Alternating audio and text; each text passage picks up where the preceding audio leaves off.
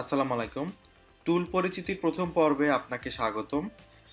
এই পর্বে আমরা দেখব কিভাবে selection tool, direct selection tool, lasso tool এবং ম্যাজিক ওয়ান টুল কাজ করে। মূলত এই চারটি টুলকেই সিলেকশন টুল বলে। তো আসুন আমরা দেখি কিভাবে কাজ করে। তো এই যে আমরা প্রথম যেই টুলটা দেখতে পাচ্ছি বাম পাশে, এটাকে বলে হচ্ছে সিলেকশন টুল। মূলত এই বাম পাশে সবগুলোই হচ্ছে টুল। তা আমরা এই সিলেকশন টুলগুলো দিয়ে আজকে শুরু করব। দেখেন, এইখানে এই চারটা টুলের নিচে একটা লাইন দেওয়া আছে, তার মানে এই চারটা টুলকে একটা ভাগে ভাগ করা হয়েছে। তারপরে আবার দেখেন, এই 1 2 3 4 5 এই চার, এই আটটা টুলকে আবার একটা ভাগে ভাগ করা হয়েছে, তার নিচে একটা চিকন লাইন। তারপরে আবার এই 3টা 6টা টুলকে একটা ভাগে, সো বিভিন্ন ভাগে এই টুলগুলোকে ভাগ করা হয় বা বিভিন্ন টাইপে বা ক্যাটাগরিতে। সো তার মধ্যে এই প্রথম চারটা হচ্ছে সিলেকশন টুল। সো আসেন প্রথম এই সিলেকশন টুল দিয়ে কিভাবে কাজ করে। সিলেকশন টুল আপনি এখানে ক্লিক করেও নিতে পারবেন, অথবা কিবোর্ড থেকে ভি প্রেস করলেও এইটা আসবে। এই দেখেন, আমার মাউসটা এখন যেমন হয়ে আছে, এটাকে বলা হচ্ছে সিলেকশন টুল। এই টুল দিয়ে আমি আহ, যে কোনো কিছু সিলেক্ট করতে পারবো। ধরেন আমি একটা শেপ তৈরি করি, এখানে আমি ধরেন একটা রেক্টেঙ্গল শেপ তৈরি করলাম।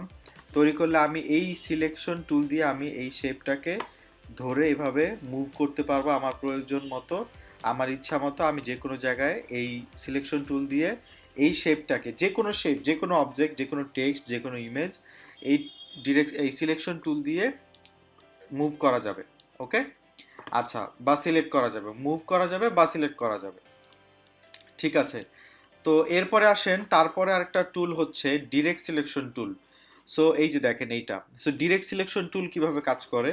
ডিরেক্ট সিলেকশন টুল দিয়েও আপনি মুভ করতে পারছেন, রাইট? সো এখন বলতে পারেন যে তাহলে পার্থক্য কি ডিরেক্ট সিলেকশন টুল এবং সিলেকশন টুলের? পার্থক্য হচ্ছে এই direct selection tool direct select করে। কেমন? যেমন ডিরেক্ট সিলেকশন টুল দিয়ে আপনি এই কর্নারের অ্যাঙ্কর পয়েন্টটাকে সিলেক্ট করে এভাবে বাঁকা করতে পারবেন। তারপর আপনি যে কোনো কর্নার, যে কোনো অ্যাঙ্কর পয়েন্ট, এই কর্নারের এই পয়েন্টগুলোকে বলে হচ্ছে অ্যাঙ্কর। সো এই অ্যাঙ্কর, এই মাউসটা ধরলে উপরে নাম চলে আসে। সো এই অ্যাঙ্কর পয়েন্ট ধরে আপনি যে কোনোভাবে এটাকে চেঞ্জ করতে পারবেন, যে কোনো শেপে এটাকে রূপান্তর করতে পারবেন। So it's up to you, আপনার কাজের ধরন বা উদ্দেশ্য অনুযায়ী আপনি শেপকে এভাবে পরিবর্তন করতে পারবেন। ওকে, সো ডিরেক্ট সিলেকশন টুল অনেক গুরুত্বপূর্ণ, এটা মাথায় রাখতে হবে। এরপরে এর ভিতর আরেকটা টুল দেখতে পাচ্ছি আমরা, সেটা হচ্ছে গ্রুপ সিলেকশন টুল। আমি যদি অনেকগুলো শেপ একসাথে নিয়ে গ্রুপ করি, তখন আমি স্পেসিফিক অবজেক্টকে এই গ্রুপ সিলেকশন টুল সিলেক্ট করে আমি সিলেক্ট করতে পারবো। যেমন আমি এই শেপটাকে আমি কিছু কপি করি, ধরেন এটাকে আরেকটা কপি করলাম, কালার চেঞ্জ করে দিচ্ছি। তারপরে আমি এখান থেকে আরেকটা এলিপস টুল নিলাম, এলিপস টুল দিয়ে এখানে কালার চেঞ্জ করে দিচ্ছি, আরেকটা এলিপস টুল নিলাম, এইটাকে কালার চেঞ্জ করে দিচ্ছি। এখানে অনেকগুলো শেপ আমার চলে আসলো, রাইট? এখন আমি এই শেপগুলোকে সিলেক্ট করলাম, সিলেক্ট করে কন্ট্রোল জি দিয়ে গ্রুপ করলাম। এখন আমি যদি সিলেকশন টুল দিয়ে সিলেক্ট করি, এভাবে সিলেক্ট হচ্ছে। গ্রুপ সিলেকশন টুল দিয়ে সিলেক্ট করলে আমি স্পেসিফিক একটা অবজেক্টকে সিলেক্ট করে চেঞ্জ করতে পারবো। তো এইটাই হচ্ছে গ্রুপ সিলেকশন টুলের কাজ। বাট সিলেকশন টুল দিয়ে আমার এই পুরো অবজেক্টটা যে গ্রুপ করা, এই গ্রুপটা আমি স্পেসিফিক কোনো অবজেক্ট সিলেক্ট করতে পারবো না, পুরো গ্রুপটাকে সিলেক্ট করতে পারবো। অথচ এই ডিরেক্ট সিলেকশন টুলের ভিতরে যে গ্রুপ সিলেকশন টুল, সেটা দিয়ে আমি স্পেসিফিক একটা অবজেক্টকে মুভ করতে পারবো। এই দেখেন, স্পেসিফিক এই অবজেক্টটাকে আমি মুভ করলাম বা এই অবজেক্টটাকে আমি মুভ করলাম প্রয়োজন অনুযায়ী, বাট গ্রুপটা স্টিল থাকবে। সো এটা হচ্ছে গ্রুপ সিলেকশন টুল। ওকে, তারপরে আসেন, এইটা হচ্ছে ম্যাজিক ওয়ান টুল। ম্যাজিক ওয়ান টুলটা খুবই মজার এবং গুরুত্বপূর্ণ একটা টুল। এই ম্যাজিক ওয়ান টুল দিয়েও সিলেকশন করা যায়। কিভাবে সিলেকশন করা যায়? ম্যাজিক ওয়ান টুল দিয়ে কালার ওয়াইজ সিলেক্ট করা হয়।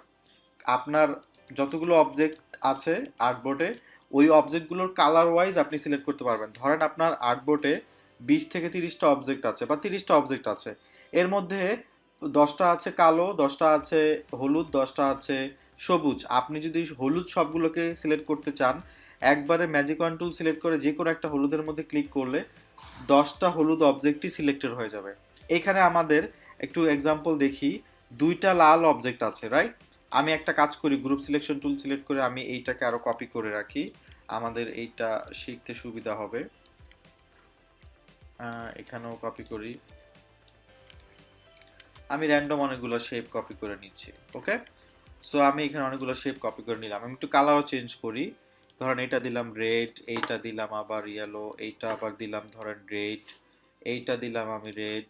সো আমি রেড এবং ইয়েলো মিক্স করে দিলাম, ফাইন। এইটা আমি রেড দিতে পারি, ওকে ডান। এবার আমি এই ম্যাজিক ওয়ান টুল যখন সিলেক্ট করব, ম্যাজিক ওয়ান টুল সিলেক্ট করে আমি চাচ্ছি সবগুলো রেড সিলেক্টেড হবে, সবগুলো রেড শেপ সিলেক্টেড হবে। সেক্ষেত্রে আমি ম্যাজিক ওয়ান টুল সিলেক্ট করব, সিলেক্ট করে আমি এখানে যে কোনো একটা রেড শেপকে, রেড অবজেক্টকে সিলেক্ট করলেই আমার সমস্ত রেড অবজেক্ট সিলেক্টেড হয়ে যাবে। দেখেন খুব সহজে আমি এই ম্যাজিক ওয়ান টুল দিয়ে আমার আর্টবোর্ডে যতগুলো থাকবে ততগুলো সব আমার এই যেই কালারটা আমি সিলেক্ট করেছি সেই কালারের সবগুলো শেপ সিলেক্টেড হয়ে যাবে। খুবই সহজ। তারপরে আমি যদি ইয়েলো সিলেক্ট করতে চাই, দেখেন ইয়েলো সিলেক্ট করলে সব ইয়েলোগুলো সিলেক্টেড হয়ে যাবে। আমি যদি ব্ল্যাক সিলেক্ট করি সব ব্ল্যাক সিলেক্টেড হয়ে যাবে। দেখেন আমার এখানে ব্ল্যাক শেপ শুধু একটাই, সো এই কারণে শুধু সেই একটাই সিলেক্ট করেছে। ঠিক আছে, তো আমরা এগুলো দেখলাম। এবার লাস্ট আর একটা টুল আছে, সেটা হচ্ছে লেসো টুল। লেসো টুল দিয়ে কিভাবে সিলেক্ট করে? লেসো টুল দিয়ে কি হয় অ্যাকচুয়ালি? লেসো টুল দিয়ে যে এরকম আঁকা বাঁকা দাগ হয়, দাগ হয়ে আবার চলে যায়। আপনারা হয়তো অনেকে এইটা দেখে কনফিউজড হয়ে যাবেন যে অ্যাকচুয়ালি এটা করে কি। এটা তো খালি ঘুরে ঘুরে ঘুরে পেন্সিলের মতো, কিন্তু আসলে এটার কাজ কি? দেখেন এটার কাজ খুবই মজার। তো এই অনেকগুলো শেপ এখানে আমি দেখতে পারতেছি, র্যান্ডমলি অনেকগুলো শেপ। তো এখন আপনি চাচ্ছেন স্পেসিফিক্যালি এই, আপনি যদি সিলেকশন টুল সিলেক্ট করেন, করে এইভাবে সিলেক্ট করেন, তাহলে র্যান্ডমলি সব সিলেক্ট হয়ে যায়, রাইট? একদম যা আছে সব সিলেক্টেড হয়ে যায়। কিন্তু আপনি চাচ্ছেন যে এই রেড তিনটা সিলেক্ট করবেন সাপোজ, বা আপনি চাচ্ছেন যে এইটা, এই রেডটা, এইটা এবং এইটা, এই তিনটা সিলেক্ট করবেন। সেটা তো সিলেকশন টুল দিয়ে সিলেক্ট করার ওয়ে নাই। আপনি এভাবে করলে এই চারটা সিলেক্টেড হয়ে যায়। এক্ষেত্রে কি করা যাবে? লেসো টুল সিলেক্ট করে আপনি ধরেন এখান থেকে গিয়ে এইভাবে গিয়ে এইভাবে গিয়ে এইভাবে গিয়ে একদম যেখান থেকে শুরু করলেন সেখানে এসে শেষ করলেন। দেখেন তিনটা সিলেক্টেড হয়ে গেল। সো লেসো টুল অ্যাকচুয়ালি এইভাবে সিলেকশন করে।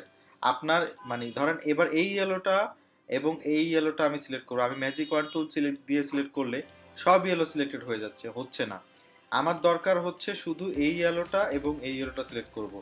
শিফট ধরে করতে পারি, কিন্তু এরকম আরও অনেক অবজেক্ট যদি থাকে সেক্ষেত্রে আপনি এইভাবে লেসো টুল সিলেক্ট করে এইভাবে ধরেন যেখান থেকে শুরু করে, মানে ওকে একটা দাগের মধ্যে একটা সার্কেলের মধ্যে এইভাবে নিতে হবে এই, তাহলে যে এইটা এবং এটা সিলেক্টেড হয়ে গেল। আরেকটা বিষয় কাজে লাগে লেসো টুল, সেটা হচ্ছে ধরেন একটা অবজেক্টে অনেকগুলো অ্যাঙ্কর পয়েন্ট, আপনি চাইলে এইভাবে অ্যাঙ্কর পয়েন্টগুলো সিলেক্ট করতে পারবেন। মাল্টিপল অ্যাঙ্কর পয়েন্ট থাকতে পারে। এটা আপনাদের ফিউচারে যখন আপনারা মাধ্যমিকে অধ্যায়গুলো দেখবেন, মাধ্যমিকের ভিডিওগুলো দেখবেন, সেখানে আপনার অনেক অনেক অ্যাঙ্কর পয়েন্টের অনেক শেপ তৈরি করবেন। তখন আপনি মাল্টিপল অ্যাঙ্কর পয়েন্ট সিলেক্ট করতে চাইলে এইভাবে ইজিলি তখন সিলেক্ট করতে পারবেন। এখন এই অ্যাঙ্কর পয়েন্টটা শুধু সিলেক্টেড হয়েছে, বাকিগুলো কিন্তু সিলেক্টেড হয়নি। তো এই ছিল আমাদের এই পর্বে selection tool, direct selection tool, lasso tool এবং ম্যাজিক ওয়ান টুল।